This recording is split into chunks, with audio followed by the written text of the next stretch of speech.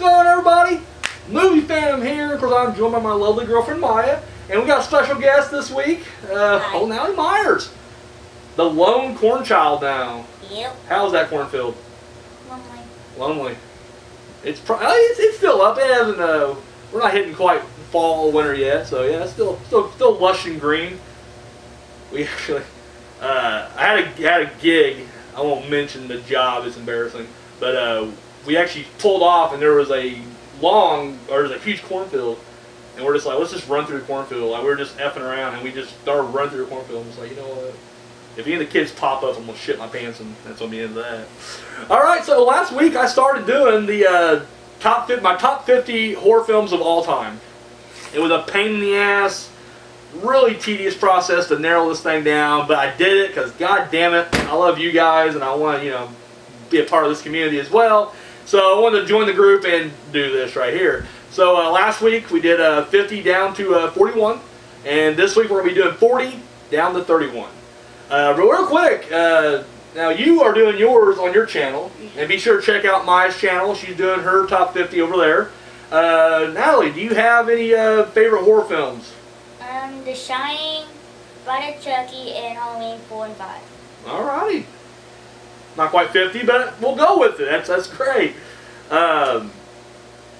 there any other ones you like, though? Because you always do, that's like your fallback, is Chucky. What about It? You watch It?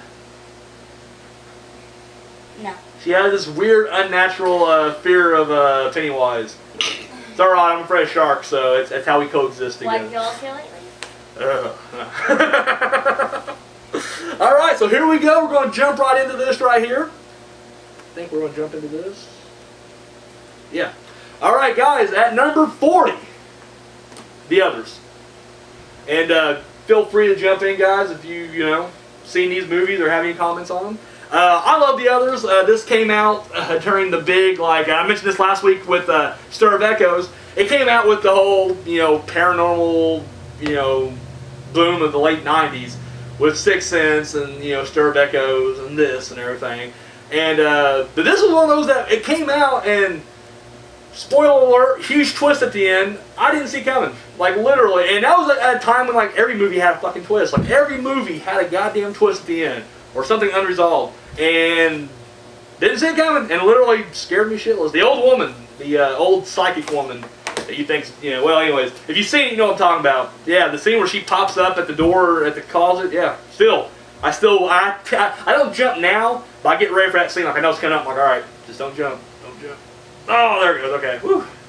Almost jumped. So, up next, 39. We got 28 weeks later.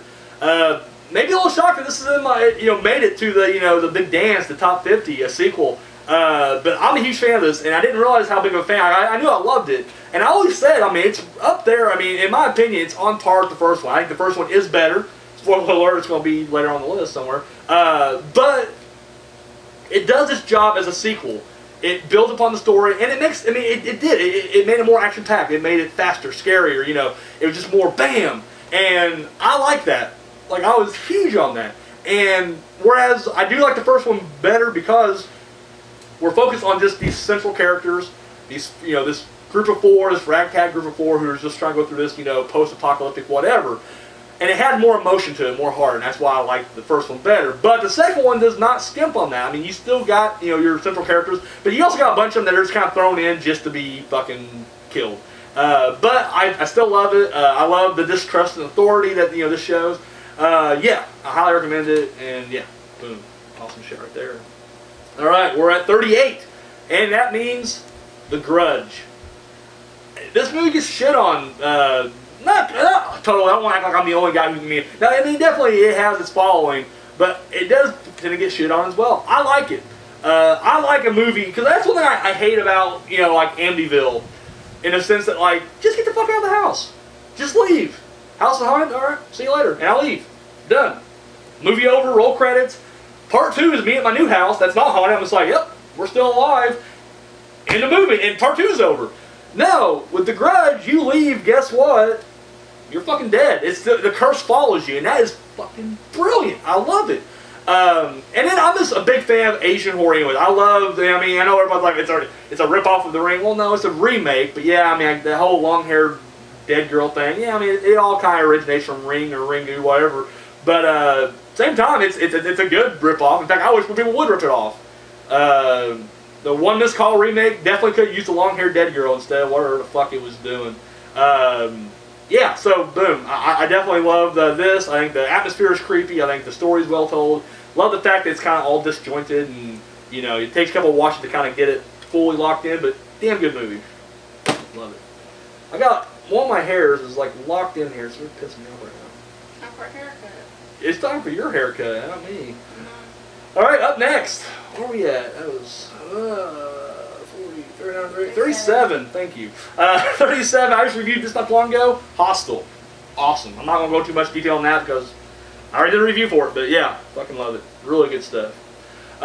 Speaking of One Missed Call, not that crappy, shitty American remake, we're going with the original. 36, it's One Missed Call. This movie, I initially just got, actually, I think a friend of mine gave this to me, actually, now I'm thinking about it. I didn't buy this. I had yeah, this was a gift. And anyways, but I was really pumped for it because I was like, alright, I heard a lot about it. I'm a big fan of Audition. Coming a little later. And when I found out that, I always mispronounce the dude's name. Is it Takashi Miike?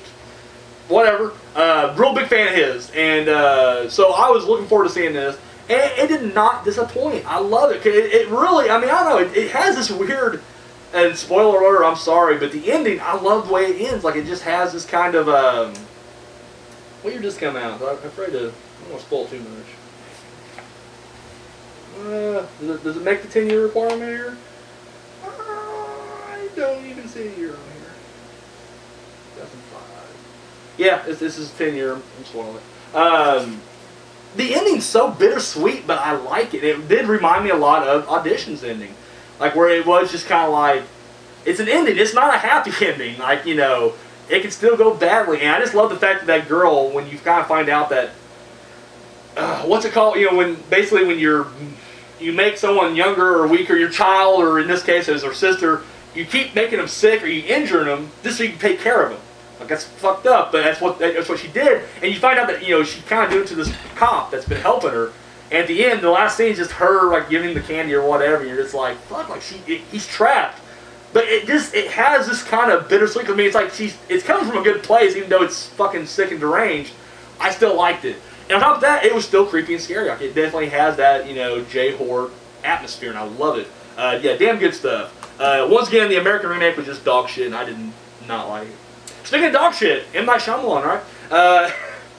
It's unfair. I am a big fan of M. Night. I really am. And I didn't watch his last two movies because they look like dog shit. And I refuse to watch them. I don't want to watch them. Did not watch After Earth. I did not watch The Last Airbender.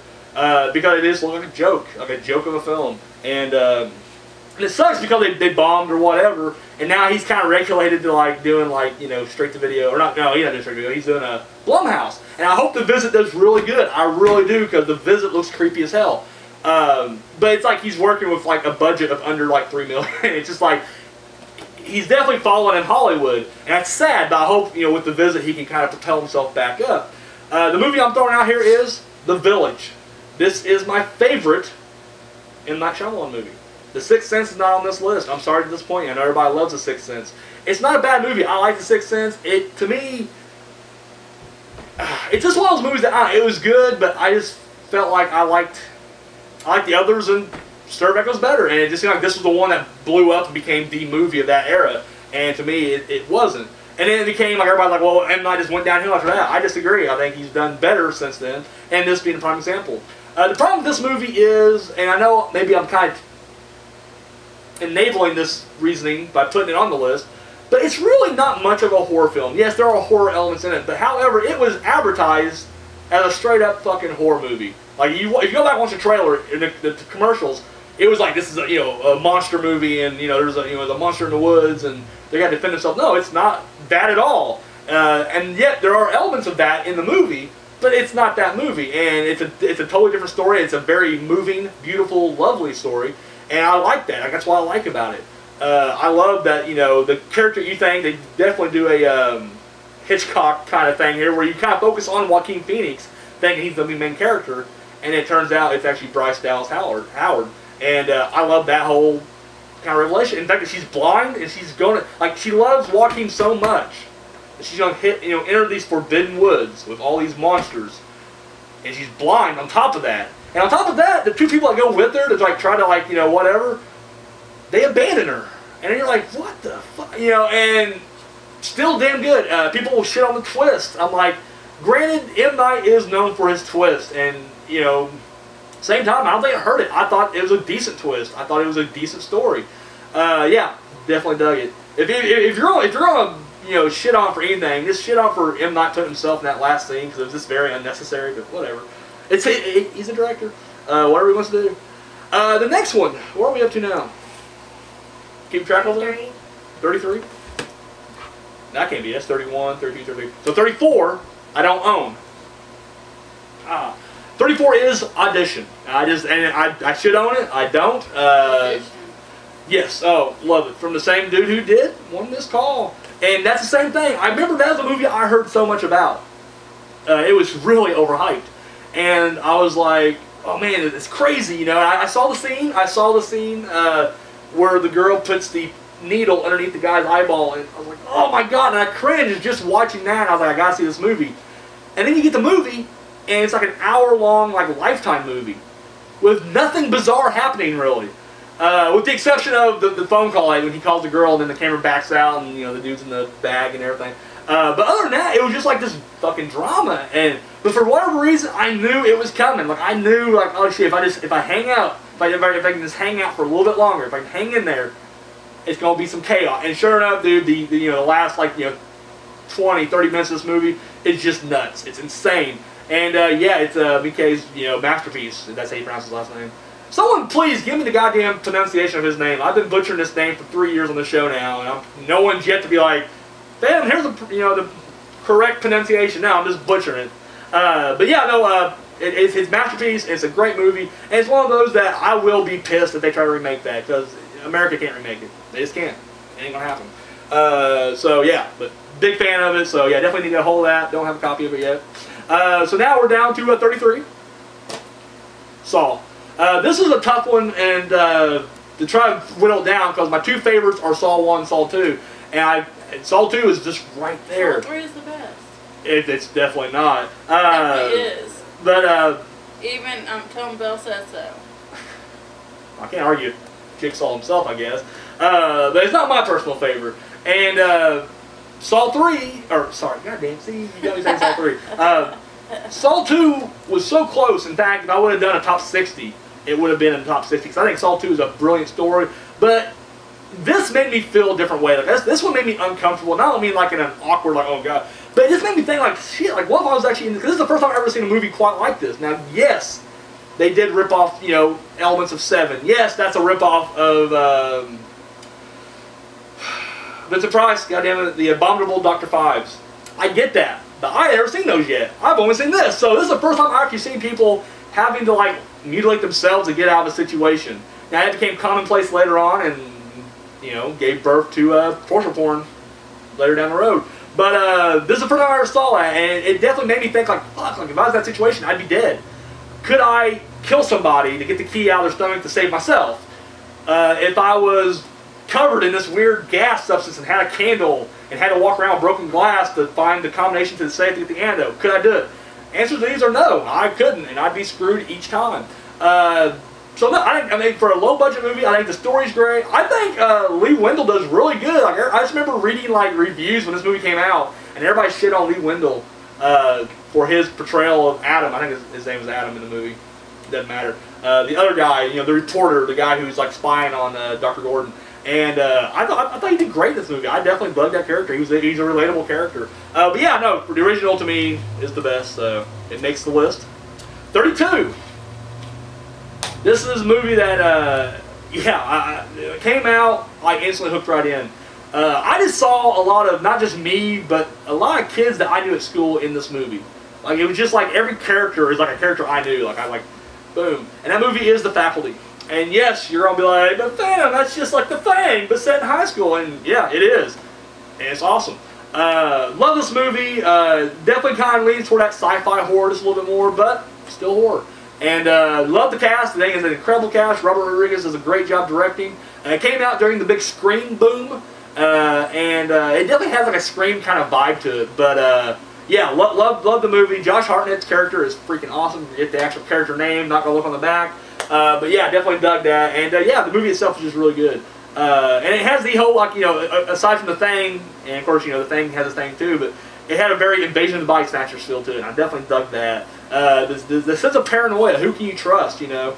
Because everybody in school is turning, you know, they're all becoming aliens. And it just comes up to like this, you know, group of 6 that like try to like defend themselves, and I thought that was just great. So yeah, big fan, faculty, awesome.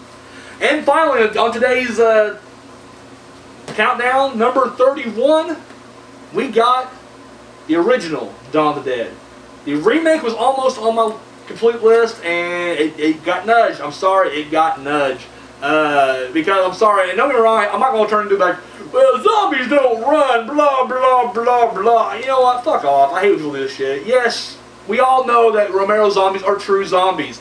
Shut your fucking mouth and enjoy the movie for what it is. And Dawn of the Dead remake is a great movie. It really is. Like, I don't care if zombies running that. It's still a good movie. It's still fun to watch. You got my heart pumping. I was like, holy shit. Like, because I'm fat. If a zombie starts running, I'm screwed. That's all there is to it. But to me, the storyline in this one is so much. And I'm going to say storyline. I guess the story development, the character, you know, in this one is so much better. It's a little slower, yes, but within that slow build, you're getting to know all these characters. Love it, just love it, and just how it just feels bleak at times. Like even when they're having a good time, there's still like this bittersweetness. Like no matter how much you guys are partying inside this mall, you know how much you guys are like eating fancy and in fur coats and just enjoying the fine life. You're still, it's the end of the world. Like, the world as you know it is gone. And no matter how much you try to bury your head in the sand and, enjoy what's going on around you, it's still like, no, you're still in a shopping mall full of fucking bloodthirsty zombies who are just ready to rip your throat out and eat you. It's great. And it's one of those things, too, where, much like in the original, and I'll get to that way down the list, I still, when I watch this movie, when, and I forget the dude's name, but the first guy, the 4, that gets bitten as he's jumping from truck to truck, I hate it. Like, you're watching, you're like, oh, fuck, buddy, like, why'd you have to try to act stupid and get yourself bit? Because they drag that out. Literally, he's in the back room. It's just a somber affair, and you hate it. You really do. Cause at this point, you've gotten to know these characters so much that you hate to see this shit happen. And when it does happen, you're just like, oh, fuck. And then, of course, it's awesome because, you just hear a gunshot. That's how he ends. With, the husband and wife or whatever, the dating couple in the front, and then Ken Free, boom, and you just hear the gunshot, and it brings the mood down. Like even for an audience, you're watching, you're like, oh wow, we had so much fun, and oh yeah, that's right, there's a zombie apocalypse going on at the same time. Yeah, but love it, love the movie itself, and that's why it's on the list. So there you guys go. That is 40 to 31. Tune in next week. I'll be hitting 30 to 21, and we'll be chopping this list down. Natalie, you got anything to add here? No? All right. Well, thanks for stopping by. Yeah. So, guys, Natalie Myers, Maya, I'm the Movie Phantom, and, yeah.